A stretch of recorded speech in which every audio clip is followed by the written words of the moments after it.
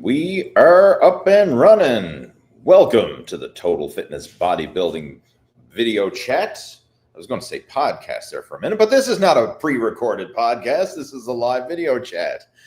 Welcome to the June 20th live video Q&A here on the Total Fitness Bodybuilding YouTube channel. And we are also streaming on the Total Fitness Bodybuilding Facebook page. So as you're popping onto our live stream here today, please introduce yourself into the chat window or into the comment section. Let me know who is tuning in live. And also let me know if this is coming through loud and clear on your end. I would greatly appreciate it, just to make sure that all the technical issues are coming through, that you can hear me, see me, all that good stuff. Greatly appreciate it if you could do that for me. And during today's live Q&A, I'll be hanging out here for the next hour answering questions and topics of discussion related to fitness and nutrition, training, any specific challenges you may have when it comes to building muscle, losing fat, improving your athletic performance, whatever it is that you're training for, please let me know there in the comment section or in the chat window, and I'll do the best that I can to help you out over the course of our video chats. So let's see, we have Doug joining in. What's up, Lee? Loud and clear from Albuquerque, New Mexico. I bet Doug must have took a wrong turn in Albuquerque. Welcome, Doug. Glad to have you joining in. Who else we got there? We've got Lee joining in, coming through loud and clear. Much appreciated. Thank you so much. We've got Tim joining in. What's up, Lee? Another Friday, and we're back at it. Appreciate you for keeping the vibe strong to end the week right. Yeah, appreciate it, man. Thank you so much. Something that I've been doing for many, many years now, many moons. I've been doing these Fridays live at 5 Q&A, and it's something that I enjoy doing. We have a good group of guys who join into these live Q&A, so glad to have you joining in. And if you're new to these Q&A, want to welcome you. It's always nice to have new people joining in. But of course, it is the regulars who tune in week after week that keep these things running. All right. One thing that I want to address now before we actually get into your Q&A is we're doing a Lose Your Gut Challenge Summer Shred. And that's going to be starting now the first weekend in July. So July, we've got Canada Day, July 1st. You got Independence Day, July 4th. That weekend, the following week, the first Saturday, it's going to be July 5th. That's when we're going to be kicking off the Lose Your Gut Challenge Summer Shred. And this is something that I've done in the past. Some of you have probably participated in some past Lose Your Gut challenges. But each time we do a Lose Your Gut challenge, we always try and step it up and make it even more valuable than the previous one. And this is where we're going to be laying out a step-by-step action plan for you to optimize your training, optimize your nutrition, optimize your lifestyle habits, and really dial in fat loss for some serious results. And just to kind of show you some of the results that are possible, I want to share this. This is one of my current coaching students that I'm working with, and he just sent me this update this morning, and really impressed with this. So let me just kind of show you. This is what we're striving for. This is the goal right here. So let me just share my screen right here. That should be coming through on the stream there. So this is my my coaching student, Brett, and he went through the Lose Your Gut Challenge, came on board with the Muscle After 40 Blueprint program, and you can see the transformation right there. I mean, back in December, he was 187 pounds. Now, by most people's standards, I mean, that's not overweight. Most people's standards say, hey, that's pretty good. In fact, I'm sure some of you listening to this would say, heck, I'd love to be able to get down to 187 pounds. But he wasn't happy with his physique, and he was carrying a little bit of extra body fat. You can see like the belly was sticking out. There was that softness. And by following the principles that we're going to be teaching within the Lose Your Gut Challenge and then taking it to the next level with the Muscle After 40 Blueprint, he's really dialed it in, and he got in his best shape ever. And the thing that I respect about Brett is he tried all the mainstream programs. Like he tried intermittent fasting. He tried cutting his carbs. He tried, all the extreme dietary approaches. And while they can work in the short term, and you might get some short-term, progress, like, yeah, you drop a few pounds here and there. If it's not sustainable and it's not something that you can do as a lifestyle, then the results are only temporary. So we really dialed it into the point where he has a sustainable system that he actually enjoys. And the cool thing about this is not only did he drop body fat, but he gained lean muscle and strength in the process.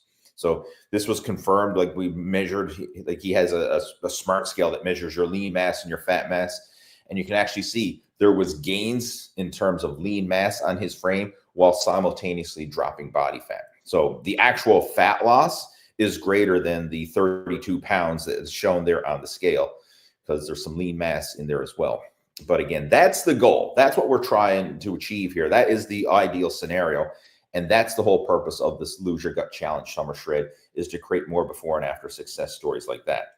So if this is something that you're interested in, if you're sick and tired of, carrying around that extra layer of belly fat, and you finally want to lose it once and for all and get your shit together and actually have a physique that you're comfortable with and feeling confident in your own skin, then that's what this is all about. And down in the description below this video, if you're watching on YouTube, it is down in the description. If you're watching on Facebook, the live stream coming through there, it's down there as well. Just pop that open and there's a link to my website where you can head on over to leehayward.com, and there's a post that covers the Lose Your Gut Challenge Summer Shred. It explains what it is, how it works, what you can expect as you're going through it. And it also has a link there where you can register. And again, this is a free challenge. It's a free 5-day Lose Your Gut Challenge. And for full transparency, when I say a 5-day Lose Your Gut Challenge, I'm not saying you're going to lose your gut in 5 days, all right? I'm not saying you're going to go from before to after right here in 5 days. That ain't happening, right? Nobody can do that, right? Well, I'm not a miracle worker here. But what it is, it's a 5-day virtual coaching program where we're going to show you exactly how to optimize your nutrition, optimize your training, optimize your lifestyle habits, so that you can then take what you learn through the Lose Your Gut Challenge and apply it to actually turn those, turn the results into reality. That's the goal here. So if that's something you're interested in and you want to jump on board with the Lose Your Gut Challenge, you can register for it. And again, spaces are limited. Right, we're going to cap this one at 50 people. I want to have a small group of guys going through the Lose Your Gut Challenge. So if you want to be part of it, head on over to my website, leehayward.com, or just pop open the description below and the details are down there. You can head on over, click on the link and register for that. So that is currently open now, and you can register, and I'll be sharing more information as we get closer to the Lose Your Gut Challenge. All right. Also had a couple questions come through on the Total Fitness Bodybuilding Facebook page, which I'll be addressing as well. But for those of you who are tuned in right now and you have any questions or comments or anything you want to share, feel free to do so. Post it there in the chat window. We got Jeff joining in. Welcome, Jeff. Glad to have you. I'm sure some of you are familiar with Jeff, one of my co-hosts on the Total Fitness Bodybuilding podcast, and he helps out behind the scene with the Muscle After 40 program. And of course, he has achieved an amazing transformation as well. So he's saying, Brett's looking unbelievable. Way to go, man. You've earned it. And absolutely, he certainly has. And just to kind of share that, share another example of what's possible. Check this out. Let me see. I'm just going to share my screen here now. Just give me a moment there, guys. I want to share this because I love sharing wins from our coaching students. Like, this is what gets me excited right now. Where is that to? Right here. Let me share this one, right? Let me share this. Again, it takes me a minute here to go through the whole share screen shit. Just give me a second. I wish I could... technology could match how fast my brain is going right here. All right. So as I mentioned, we got Jeff joining in, and here's Jeff's transformation, right? This is what Jeff went through, by following the principles that we cover within the Lose Your Gut Challenge and going through that. And of course, then following it up with the Muscle After 40 blueprint to solidify it. So again, this is what's possible if you commit to the process, follow a proven system, trust the process, and let it work for you. Instead of wasting your time trying to figure it out on your own. And that is the slow way to try and learn anything. And you know what? It irks me when I see this, because I know people, people I've been following on social media, who've been following my website, following my videos for years, and they're still spinning their wheels and trying to figure it out on their own instead of just jumping in, following a proven system, getting the help they need, and to get it done. They're always like, yeah, one of these days, I'll get around to it one of these days, but they never actually get around to seeing the transformation that we see, like with, for example, like what Jeff achieved, right? But Jeff was one of those guys who said, you know what, enough floundering around. I'm actually going to seek out the help I need, follow a proven system. And that's what's possible. And again, you look at his before picture, right? No offense, Jeff. I know you're watching this now, but there's nothing special about Jeff. He was very average in the before picture, but he followed a proven system, trusted the process, and now he is certainly above average in terms of his conditioning. And that's what we want. So again, it just goes to show that you don't have to be anything special to make this work. You just have to follow a proven system and get the help you need. All right, who else we got joining in here? Let's see. Who else is joining in?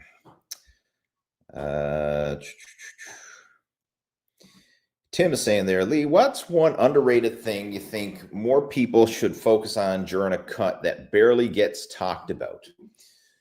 What's one underrated thing during a cut? One thing that really is I think hinders a lot of people, and it's focusing on how strict you need to be with a cut and thinking that it is going to be harder than it needs to be, but then screwing up when it comes to when they're not on. And let me unpack that. I mean, I know that it probably doesn't make a lot of sense, but this is what I'm getting at here. A lot of times people think, oh, I got to go on some crazy cutting diet. Like I got to slash my carbs. I got to cut my calories to less than 1,000 calories a day. I got to do 2 hours of cardio a day. Like I got to burn the candle at both ends.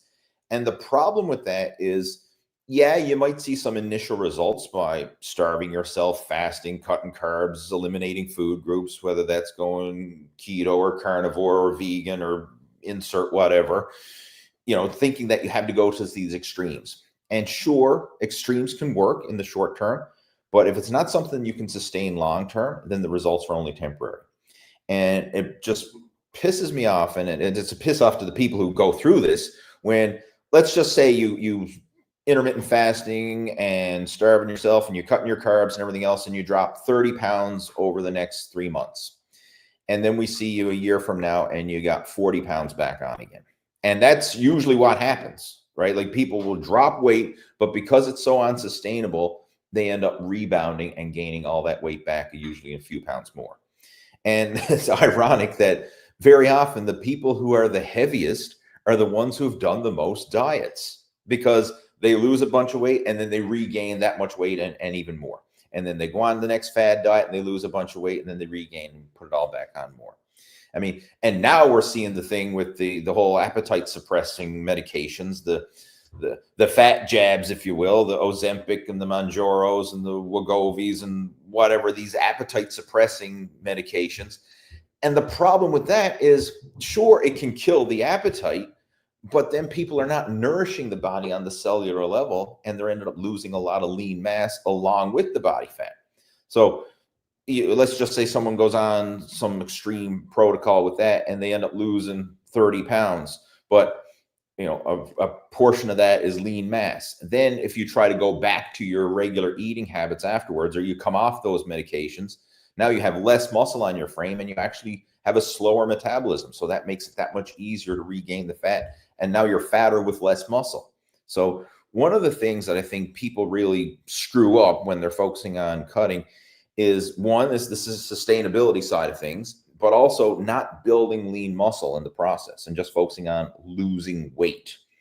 And that's what we see when it comes to these extreme diets, and especially when we see these medications like the Ozempic, Mounjaro, Wegovy, and all the variations of those medications. I mean, there's a gazillion variations, but it's all the same idea, the semaglutide GLP-1s that, just curb your appetite and almost make the thought of eating disgusting. You don't even want to eat. And that's not creating better sustainable habits, right? That's just a Band-Aid solution, right? Sure, it takes some of the pain of the hunger out of the dieting process, but it's not creating sustainable, lasting change, right? And I think it's such a new thing. We haven't really seen the long-term side effects of that yet, but I think Once this has been around for a while, we're probably going to see, the muscle loss, see the nutrient deficiencies and all the other side effects that go along with it. Right. But again, this is stuff that we're gonna do a deep dive, like literally a 5-day coaching program within the Lose Your Gut Challenge, where we'll be going into all this, covering some of the common pitfalls and how to avoid them, so that you set yourself up for sustainable long-term results and enjoying the process. And that's the key. Like if you don't enjoy what you're doing, then it's only a matter of time before you run out of willpower and you say, screw it, it ain't worth it. Where's the all-you-can-eat buffet? Where's the ice cream shop? Where's the bakery, right? I'm going to get me a bucket of Kentucky Fried and a 6-pack of beer and say, fuck it. Like that's the reality of dieting, right? Like, I don't care how tough you are. Eventually, everybody has their threshold of how much crap they can take before they give in. So you have to find that balance where you actually enjoy the process, right? And that's one of the things we're really going to dive into. What else we got there? Let's see. Lee's joining in saying, I have a strongman competition tomorrow, so I'm off to bed now. Thank you for your advice on the live chat last week about what to eat in the lead up to the competition, and I'll post on the Facebook group how I get on. Awesome. Congrats on, good luck, I should say. I don't want to give you a congrats yet. You haven't even done the competition, but thanks for sharing that, and wish you all the best in that competition tomorrow. And yeah, I am looking forward to seeing how things go. Right. I remember last week we were talking about eating strategies for how to fuel for competition. And that is something that is totally different from regular training and, of course, regular fat loss nutrition. This is another thing that a lot of people screw up, is thinking that there's dietary rules, or like you always have to follow these protocols. And the thing is it depends on the situation, right? Because there are times when you need to be in a calorie surplus. There are times when you need to be in a calorie deficit. There are times when simple carbohydrates and simple sugars are best to be avoided, or at least minimized. And then other times when those can be your best friend for fueling and nourishing your body and providing energy for workout. So, I'm not of this attitude of the extreme approach. And that's a pet peeve of mine as well. Like, you go in on any fitness group on social media, or you start talking to some people and they're like, oh, carbs are bad, never eat carbs, or sugar is bad, never eat sugar, or protein, animal protein is bad, never eat animal protein if you're on a vegan group, or vegetables are bad, never eat vegetables if you're on a carnivore group. Like, all these extremes. And it's like, it's not good or bad, right or wrong. It depends on the situation, right? And we're seeing a lot of these different dietary trends. Like, one that you probably heard of recently, the idea of sugar fasting. Now, first off, that I follow Mark Bell, right? He's a popular, fitness influencer. He used to train at Westside Barbell powerlifting gym back in the day. He's very well known, very, very popular influencer, and he's been doing a lot on this sugar fasting. Now, first off, sugar fasting kind of defeats the purpose of what fasting is. Like, a fast is not consuming anything. So if you're consuming sugar, that's technically not a fast.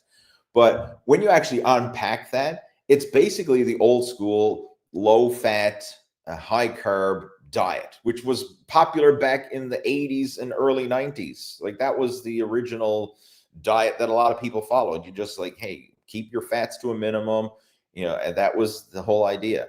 Eating mostly just carbohydrates, right? That's the whole idea of that. And there's a time and a place for that. Like, in the case of athletic performance, Lee was mentioning he was going to do a strongman competition. Yeah, simple sugars and high carbohydrates can certainly help to fuel athletic events. Prime example, last weekend I did a big cycling event. It was a 200-mile ride over the course of the last weekend. And during that ride, in order to sustain energy and to perform, I was consuming a lot of simple carbohydrates during that ride. So, like, carbohydrate powder in my water bottles, having lots of energy bars like Cliff Bars, and keeping the carbohydrates very high in order to sustain energy. So in those situations, high carb diets can actually be beneficial. But when you're not in those situations and you're not burning a ton of calories, that's when you want to manage your carbohydrate intake and eat to meet your energy demands. So when you eat more, when you burn more, you need to eat more. When you burn less, you need to eat less. And the biggest variable for that is carbohydrates. Right. So again, when it comes to all the different dietary strategies, it's not that they're good, bad, right, or wrong. It depends on the context and the individual who's following them. And again, this is stuff that we're going to really unpack and dive deep into within the Lose Your Gut Challenge to help to demystify a lot of this crap and to give you an action plan that's right for you. Instead of just throwing out random suggestions like, hey, go intermittent fast, or hey, cut your carbs, or hey, don't eat this, don't eat that, or always eat this, or oh. No, instead of just throwing out random suggestions that may or may not fit you and your situation, we're going to break it down so that you'll be able to understand and see the bigger picture, right? See the whole big scope of things, and you can decide for yourself of when you need to adjust things accordingly and how to actually do it. All right, who else we got joining in? I see Neil is joining us. Says, what are your thoughts about decreasing rest times on heavier compound lifts as a form of progressive overload? Is it worth it, or just increase the chance of injury? Decreasing rest times. There is a time and a place for that. That is a form of progressive overload. It's a different form because you're technically not lifting more or doing more repetitions, but you're doing more work in a given unit of time. So just to throw some example, let's just say you're doing a 5x5 program and you normally rest 2 minutes between sets, and now you do a 5x5 program and you rest 90 seconds between sets. That is progressive overload because you've completed that 5x5 in a shorter unit of time. So you've done more work per unit of time. Is there a time and a place for that? Yes, there is. And it really depends on the bigger picture of what it is you're training for. Now, if you're just looking to add some variety to your workouts, you can certainly try it and see how it works for you. A lot of bodybuilders, especially when they're getting ready for competition, will sometimes reduce the rest periods between sets to kind of create more of a metabolic, more and conducive to fat burning, because they're going to raise their metabolic rate. They're going to get more work done in a given unit of time.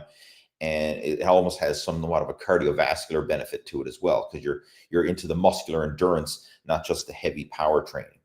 So there is benefits to it. I mean, I've utilized it myself. And a lot of times when I'm in the gym training, I like to superset, or alternate sets. So for example, like pair up agonist and antagonist exercises. So I might do like a chest press and a row, or do like an overhead pull and overhead press, bicep curl, tricep extension, leg curl, leg extension, things like that.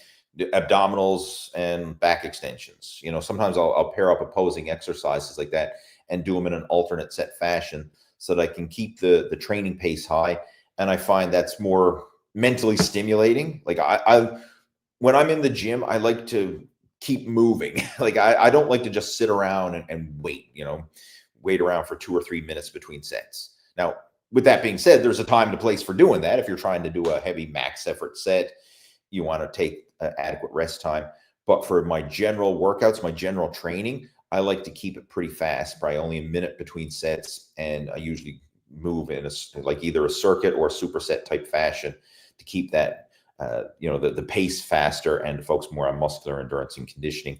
And then in turn, that also is conducive to the type of training that I'm doing at this stage of the game, which is primarily focusing on endurance and stamina and building up my durability and work capacity for cycling and for cycling races. So that's the way I go about it. So you got to look at what is it you're trying to achieve with your goals, what's your main objective, and see if that fits in with your objectives and your training goals. But it certainly is a legit form of progressive overload, right? I know a lot of people only think in terms of adding weight or adding reps, but doing the same weight, same reps in a shorter unit of time is still progressive overload as well.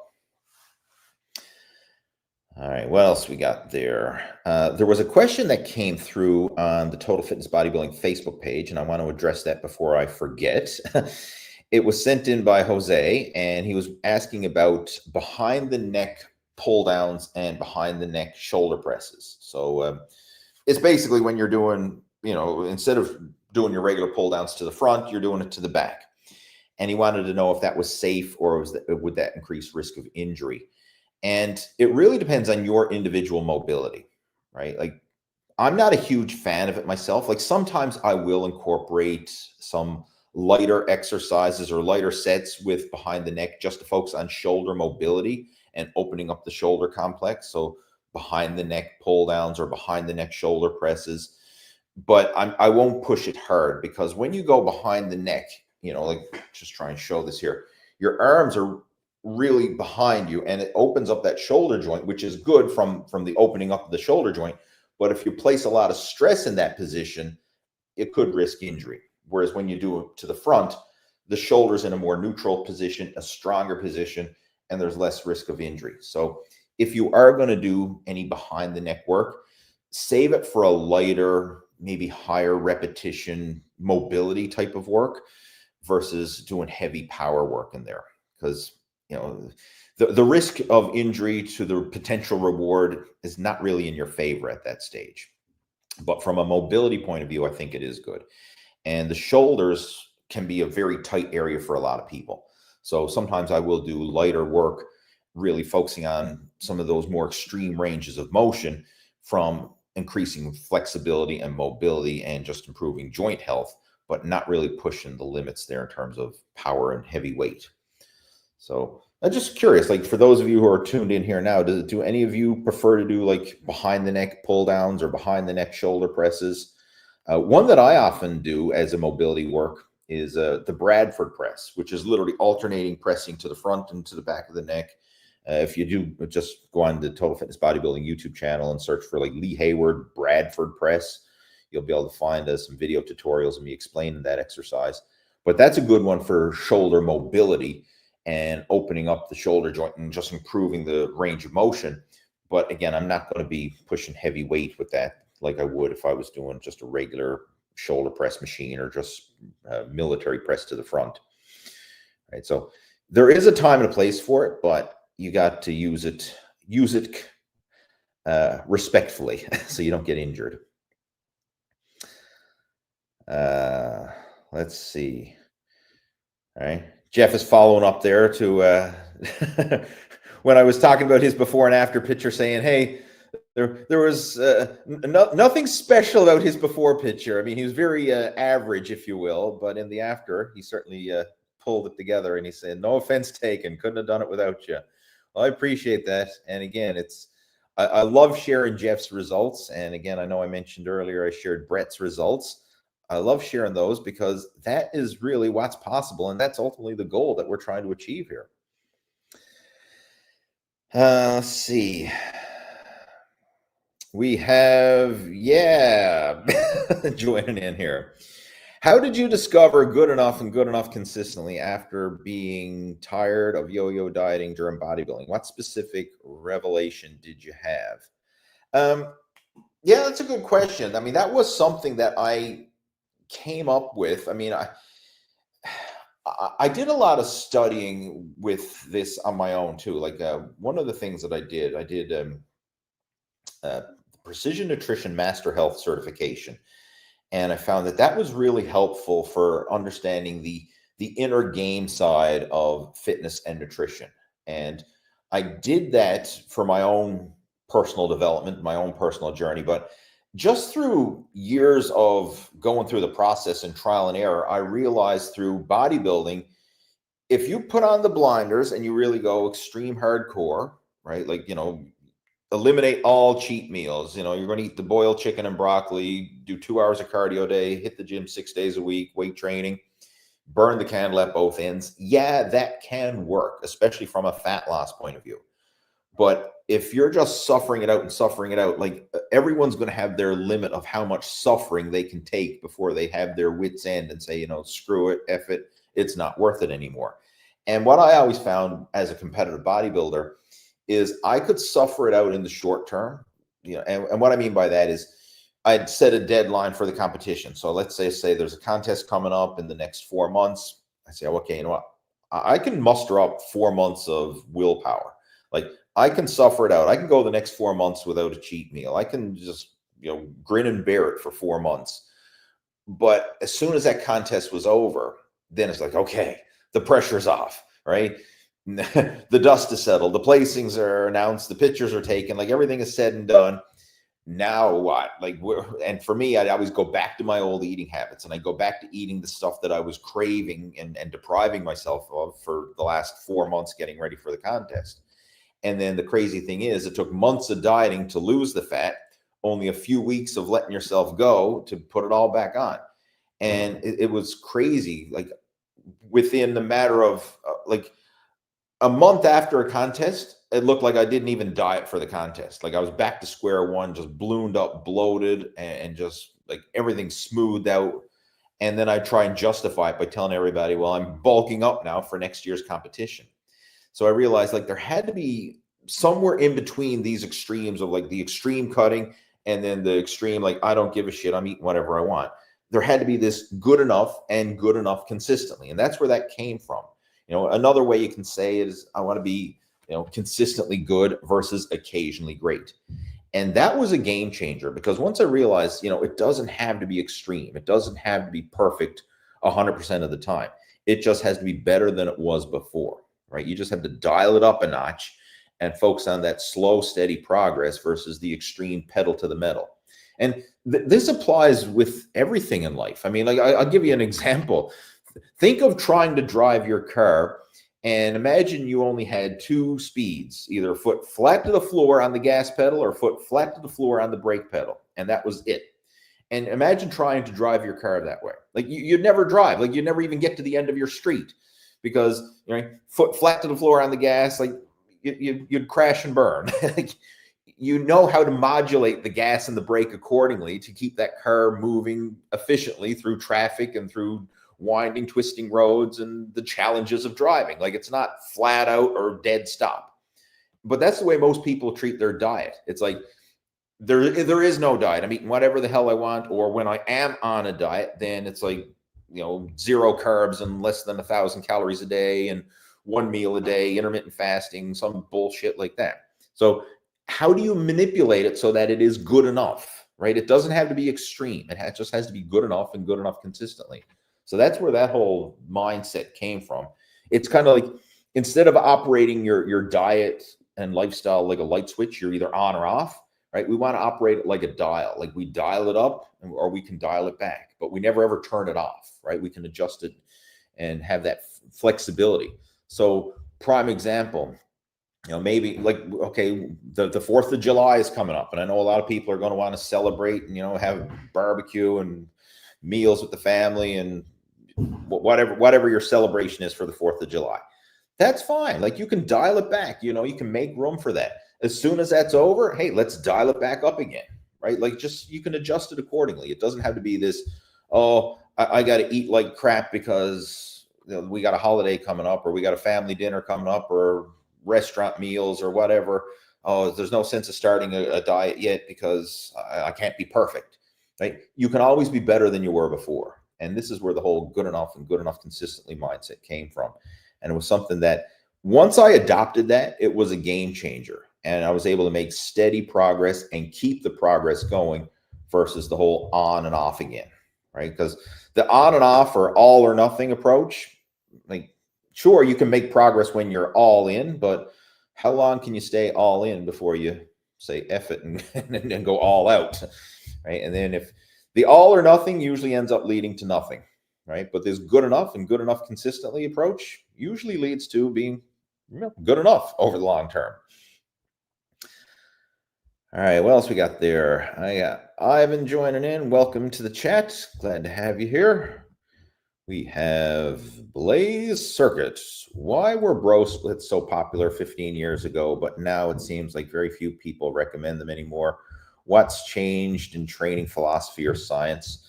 Nothing has changed. It's just people have different preferences. And you'll see this come and go. Like I know a lot of people who still do the quote unquote bro splits, right? A lot of people still like to have a chest day and a back day and a leg day. Some people prefer to have, a push-pull legs. Some people prefer to do upper lower. Some people prefer to do total body. Like and this has been like it since the beginning of time. I think all that has changed is there's more awareness and more talk about it because of social media and the fact that everybody who has a social media account now has a voice. Whereas before, the only people who had a mainstream voice were people who could actually publish something in a magazine or get featured on a television program or some sort of mainstream media platform. Whereas now, anybody with an internet connection and a smartphone, you know, you have a voice, right? You can speak. So I don't think anything has actually changed. It's just we're hearing everybody and their dog's opinion about training. That's really the only difference. Because back in the day, people were doing bro splits and push pull legs and upper lower and total body and whatever else. Like nothing has really changed. It's become more talked about, right? That's the reality. And as far as the bro splits, if somebody has the time and can go to the gym more frequently, that can work, right? I know a lot of people who love to go to the gym, whether it's every day or most days, and having a split routine like that can allow you to do so. And in my situation, first off, I don't want to spend 6 days a week in the gym anymore, right? For me, 3 days a week is plenty. So I like to do, some variation of total body workouts, right? Then that's the way I go about it. For a lot of my coaching students, we usually do that as well, and it works. But the bottom line is finding what works for you and what's going to meet your goals and your preferences, right? Especially for young people and people who have a lot of time, you can go to the gym every day, you have the time to do it, and you enjoy it, you like that, then a bro split can certainly work for you, right? So I'm not anti bro split. It's just I'm pro efficiency and pro doing what you want to do and something that you're going to stick to, right?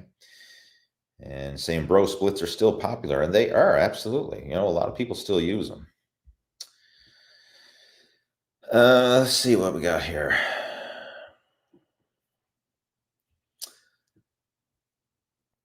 Just a follow up there when I was talking about the sugar diet, saying for the average person, sugar is bad, though, very bad. It raises blood sugar, ages you, has no nutrient benefits, and overall empty calories. That is true to a degree, but there is a time and a place when you need that fast absorbing empty calories, so to speak. And prime example is when people are pushing themselves either in like a physically active situation, whether it's, you look at an endurance athlete, whether it's a runner, a cyclist, a triathlon, or someone doing a hockey player or a football player or someone doing some extreme high intensity activity. In those situations, you don't want slow digesting, slow absorbing food if you're trying to fuel for that event. You want something that's rapidly absorbed so you get the energy into your system right now when you need it. You don't want something that's going to be sitting around in your gut taking hours to digest. So prime example, like, in cycling, when you see guys doing cycling races, they don't want to be eating salads and complex carbohydrates and high fiber foods that are just going to be sitting in their guts for hours. They want fast absorbing carbohydrates, whether that's like carbohydrate powders like maltodextrin, or sometimes even just straight up simple sugars, like a sports drink such as Gatorade or things like that, so that they can get that fast absorbing sugar into the system to keep the blood sugar high so that they have the energy and the glycogen to perform. Right? There is a time and a place for it, but you're right. For the average person, someone who's like, if you have a sedentary lifestyle, you don't want to be spiking your blood sugar needlessly because your glycogen levels are already topped up. So if you're spiking your glycogen needlessly, then it's a waste. I mean, it's going to spill over to body fat, and then all the negative health risks of having excess body fat and high blood sugar. But for people who are constantly depleting their glycogen, depleting their blood sugar, there is a time and place for it, right? So again, it's not good, bad, right, or wrong. It depends on the situation, right? And that's something that a lot of people have trouble wrapping their head around because they have this all or nothing mindset. Like it's either all good or it's all bad. No, it depends. It depends on the situation. Let's see what we have here. Got Brett joining in. Hey, Brett, I was just sharing your progress pictures earlier and talking about your results. Glad to have you joining into our video chat there. Awesome. Who else we got joining in there? Jeff John Drover. I'm a total body workout person. 3 days, total body like yourself, and I eat like a crazy person. Good stuff. I mean, if you enjoy the 3 total body workouts and it's producing results for you, stick with it. I mean, like, the key is, what are you going to do consistently, and what are you going to do that you enjoy, right? That's the key. And one thing I always like to focus on too is being efficient, like not just needlessly doing workouts for the sake of doing more workouts. Like, you want to, it's like the minimum effective dose, right? And this applies with nutrition as well. Like, a lot of times when people are trying to lose body fat, they think of like, what's the most extreme thing that I can do? Like, how low can I slash my calories? How much can I do? How much cardio can I get away with? How hard can I go before I break? And that's the opposite approach. It's like, how about we do the opposite? How much do you need to do in order to make progress and do the minimum effective dose, right? It's like if you have a headache and taking 1 aspirin will get rid of your headache, then taking 10 aspirins isn't going to get rid of it 10 times faster. Like, you want the minimum effective dose, not just seeing how much you can slam in there.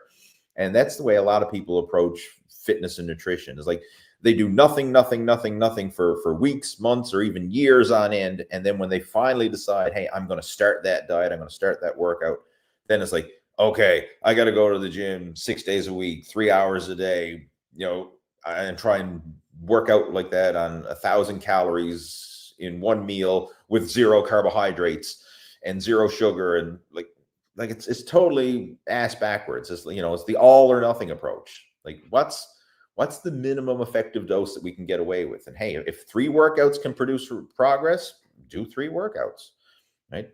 Doesn't mean that more is better, right?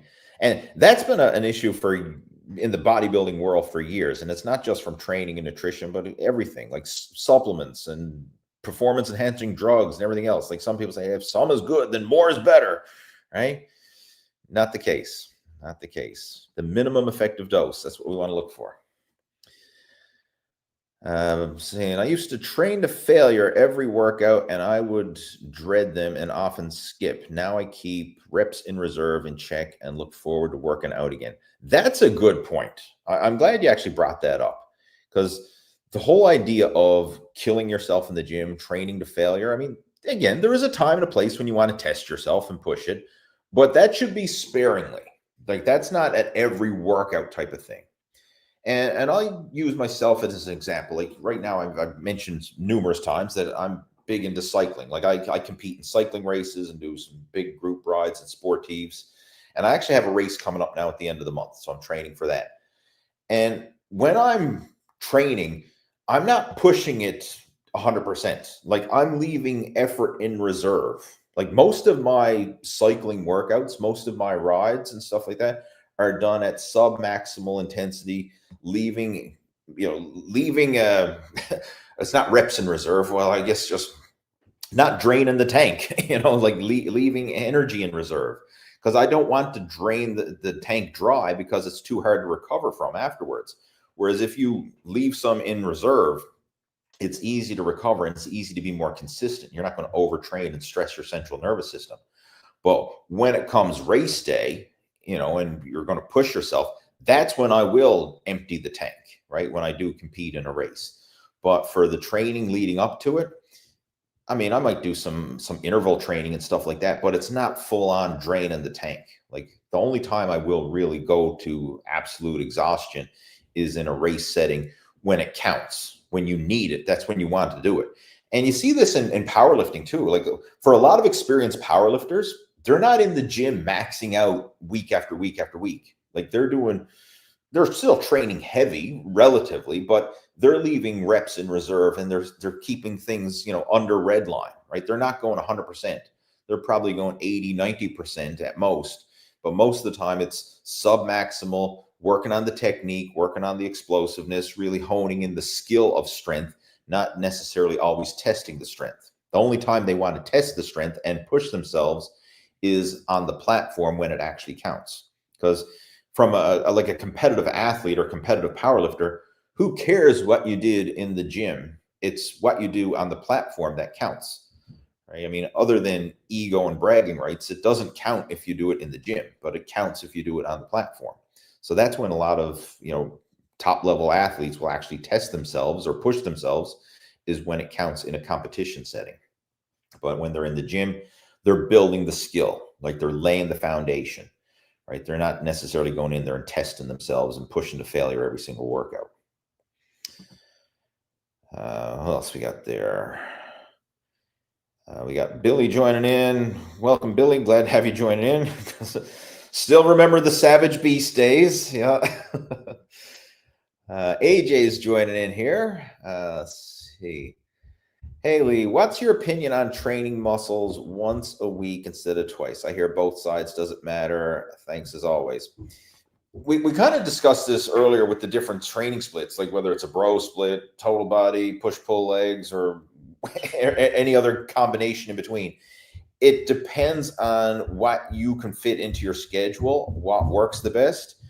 I'm personally a fan of total body workouts for people who are not in the gym as frequently. Like, let's just say you have 2 to 3 days to go to the gym. If that's what you have available, then you're better off doing a total body workout, so then at least you can hit all your major muscle groups frequently. If you're training, you got more time to train, you can probably do like a bro split and get into the gym, hammer one muscle group per workout and still hit all your major muscle groups at least once or twice a week over the course of a training cycle, because you have that time to do so. But as far as the productivity, I would personally rather hit your muscles more frequently with lower volume than going in there and just annihilating them once a week with a big workout. Like for example, let's say you're doing 20 sets total per week per muscle group. I would rather go in there and do 10 sets per muscle twice a week versus go in and do 20 sets in a single workout once a week. Now, with that being said, if you're consistent with it, you can still make both work. But from a practical point of view, I think you'd be better off spacing it out, because it's easier to stimulate, rest, recover, grow, stimulate, rest, recover, grow, versus going in there and just destroying a body part with a mega workout, like 20 sets per muscle group, and then having this big delayed soreness afterwards. I'd rather have a little bit of stimulation, rest, recover, and grow, so that you can keep the process going. And of course, there's less risk of overtraining, less risk of injury, and very often mentally it's less daunting as well, because to go in there and annihilate a body part or annihilate a workout and really push it deep, that's hard to do consistently, right? Like you'll get mental fatigue, central nervous system fatigue, whereas if you leave a little bit in reserve, it's a lot easier to be more consistent. So it really depends on your personality and what you enjoy, but from a practical point of view, I think more frequent, lower intensity, lower volume would be better for most people.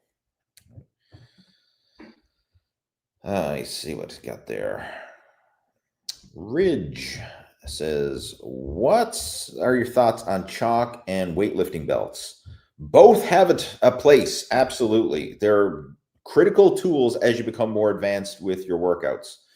From a grip perspective, once your grip becomes a limiting factor, I would recommend using chalk. And especially now that summer is here and it's probably hotter and you're sweating more, chalk can make a huge difference because it dries up the sweat on your hand. So if you have a sweaty hand, sweaty grip, the chalk is going to dry up that sweat, and it's going to increase the friction between your hands and the barbells, dumbbells, machine handles, whatever it is that you're lifting. If you've never used it before, you can't appreciate it, but it makes such a big difference, right? Like there's a reason why gymnasts and powerlifters and Olympic lifters and rock climbers and all these athletes use chalk, because it makes a huge freaking difference. Like using chalk and not using chalk can mean the difference of making a lift or not. And I've even seen this with some of my coaching students in the gym. Like I remember one guy, like we were doing heavy deadlifts, and like the deadlifts, like the grip was slipping, couldn't hold on to the bar. I said, hey, let's use some chalk, right? Chalked up his hand for the next set. Boom, was able to hold on to that barbell for the entire set. No grip issues whatsoever. So it can make a huge difference, right? So, and it's so cheap, right? I mean, you can go on Amazon and search for lifting chalk, and you can buy a freaking case of it that will last you years, right? Like it's so inexpensive, and it's such a powerful tool. Now, the only problem is some gyms don't like chalk because it is dusty and messy. From a practical point of view, if you're using chalk in a gym and they allow you to use chalk in a gym, then have some decency and clean it up afterwards. Like, just get some paper towel and a spray bottle. Like, a lot of gyms these days, you want you to wipe down the equipment with paper towel and spray bottles anyway. Use that to just clean up around the squat rack or wherever you use the chalk to, right? And that will make a big difference. And it's easy to clean it up. So just a bit of gym etiquette there. If you are going to use chalk, clean up your mess afterwards. As far as weightlifting belts, that's another tool that can make a huge difference, especially for squats, deadlifts, and overhead presses. That's the 3 big exercises that I recommend them for most people. And when you get to your heavy working sets, so for squats, deadlifts, and overhead presses, I always recommend doing your warm-up sets without the belt. But once you start getting up into 75% of your 1 rep max, that kind of range, that's when you want to start putting on the belt. And so save it for your top working weight sets. And it just helps to stabilize your core, and it gives you something to brace against, because when you have that belt on, it's going to give you that pressure and that stabilization and allow you to lift more weight and do so safer. And as far as weightlifting belts, I would recommend getting a thick powerlifting style belt, not these little thin bodybuilding belts. And the difference, the bodybuilding belts are usually thick in the back and then really thin in the front, whereas the powerlifting belt, they're about 4 inches all the way around. So it's the same thickness all the way around, and it's a thick leather belt. That is much better because you actually want a thick in the front so that you can brace your stomach against it and actually blow your belly up against the front of the belt to draw the belt tight. Right? It's not about drawing the belt super tight and just having that thickness in the back. You want to have it thick in the front so that you can expand your stomach, like belly breathe into your belly and push out against that belt so that draws it tight right around your core, and that will give you the stabilization and the power you need. Right? I actually made some videos about this. If you search for like Lee Hayward weightlifting belt or Lee Hayward lifting chalk, you probably find them. They're older videos, but same principles apply, right? The weightlifting belts and chalk have been around for decades, and they still work, right? There's a reason why lifters and still use them. And I recommend it too, especially for my advanced coaching students. Now, for people who are just getting started, still in their first year of training in the newbie phase and whatever, you probably don't need to worry about it. But once you get into the advanced, like intermediate to advanced stages where the grip is going to be a limiting factor, you're starting to do heavy squats and heavy deadlifts, these are tools that can certainly take things to the next level. All right, what else we got there? I think that might be all of them, actually.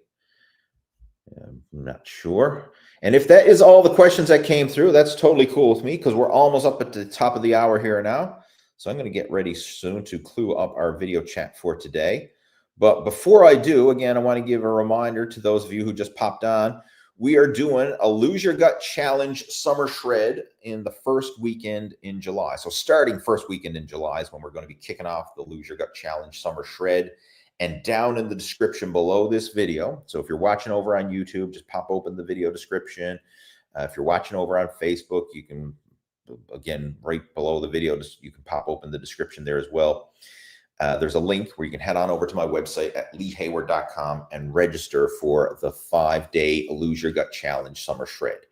And again, this is a virtual coaching program that we're going to be taking you through that will help you to outline a sustainable, customized fitness and nutrition plan that's going to be primarily focused on nutrition, training, and lifestyle habits to help you lose your gut and keep it off while enjoying the process. And again, it's a 5-day virtual coaching program, and it's free. It's a free 5-day program. So you can head on over to leehayward.com, register now, because we're going to be limiting it to 50 people. So if you want to be one of those 50 people who get on board with it, register now over on my website, leehayward.com. And again, all the links are down in the description below. Right. Good stuff. All right. Brandon saying, when does the challenge start? It starts on July 5th. That's the first Saturday in July. So that's when we're going to be kicking it off. And just a heads up, like, this is a coaching program. So like physically, you're going to be getting the tools that you need to implement to actually lose your gut and to keep it off. But even if you're busy during July or whatever, for example, like some people say, well, that's the holiday, the 4th of July is on Friday, Saturday is 5th of July, holiday weekend or whatever. As long as you can follow along with the coaching program and take action and get the tools, you can still follow along with the challenge. Like, it's not that physically demanding, right? It's not a physical challenge where like, hey, you got to do 100 push-ups a day or run 10 miles a day, or it's a coaching program. We're going to be laying out an action plan, and then you can take the action plan after the Lose Your Gut challenge and actually implement it to lose your gut, right? Because that's a pet peeve of mine. Like, a lot of people think that we're going to like be going through like a boot camp or something, like, I got a back injury, I can't do the Lose Your Gut challenge. Now, you can still follow along. Like, you can still join into our live video streams. You can still follow along with the live coaching that I'm going to be doing, right? Download the PDF resources that I'll be sending you. Like, it's not a physical challenge, right? So, even if you got some aches and pains and arthritis, you can still follow along, right? If you can watch this, you can participate in the Lose Your Gut challenge. I just want to address that, because every year when I run these Lose Your Gut challenges, I always have some people say, I wish you did it at another time, because I just threw my back out, I can't do it. I'm not asking you to freaking squat 500 pounds here. I'm asking you to join a coaching program and learn how you can optimize your nutrition and lifestyle habits so that you can lose your gut, right? Anyway, guys, I'm going to get ready to clue this up. Thanks again for tuning in. We had some great questions, and hopefully you'll see some of you on the inside over on the Lose Your Gut challenge when we kick it off. And again, all the details down in the description below. So pop open the description, head on over to leehayward.com and register if you want to become part of the Lose Your Gut challenge and one of our next success stories, because that's what we're doing this for. We're looking to create before and after success stories, right? That's what this is all about. And like I say, I shared one of our most recent success stories earlier just then. I'm just going to highlight it again to kind of give you an idea of what this is all about, right? This was Brett sent me this today. He finally hit his goal, right? This was his successful summer shred. Went from 187 pounds down to 155, got himself visible abdominal definition. So he went from a pot belly and some extra softness there in the midsection to visible abdominal definition and more muscularity. That's what we're trying to achieve here with the Lose Your Gut challenge. And if you'd like to see some results like that for yourself and become one of our next success stories, then hop on board. All right, guys, I'm going to get ready and clue it up, and I will talk to you next week, same time, same place, with another Live at 5 Q&A. Take care. Over and out.